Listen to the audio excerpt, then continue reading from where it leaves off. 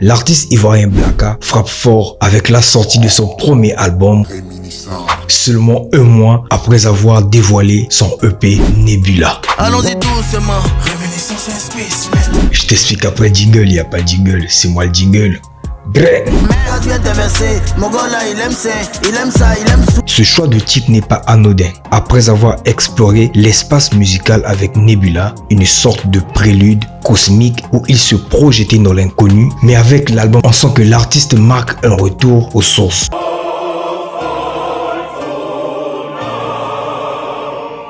L'artiste plonge dans ses souvenirs et raconte à travers ses morceaux son vécu, ses luttes et surtout son identité.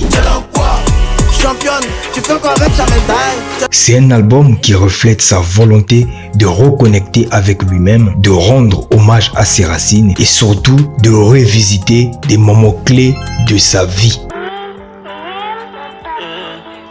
J'ai vu l'amour dans tes regards, j'ai connu la joie des premiers temps. Je me rappelle quand j'ai pris dans les bras, je ne savais pas que j'allais être content. En écoutant l'album, tu te sens que symbolise ce voyage introspectif où chaque chanson est un écho du passé de Blacka. Bien sûr, mais cette fois-ci transformé par sa maturité artistique. On sent que c'est un Blacka qui a vraiment atteint sa mutation.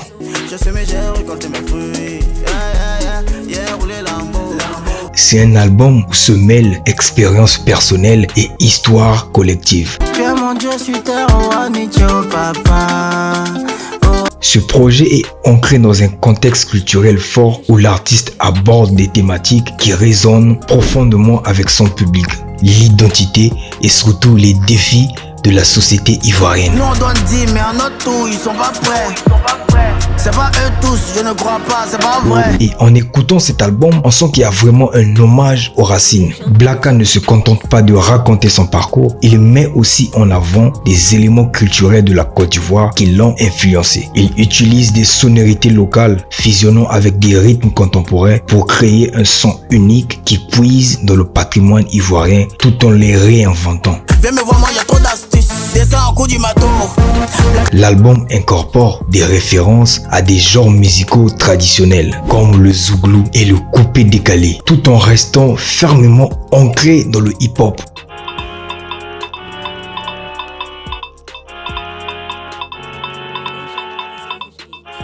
Parlons de ses collaborations significatives. Blacka s'entoure d'autres artistes ivoiriens qui, comme lui, portent haut le flambeau de la culture ivoirienne. Ces collaborations apportent une richesse supplémentaire à l'album. Chaque artiste invité apportant sa propre perspective sur le thème de la mémoire et de la résilience. Et surtout, ce fameux featuring avec son paternel, franchement, il est incroyable ce son.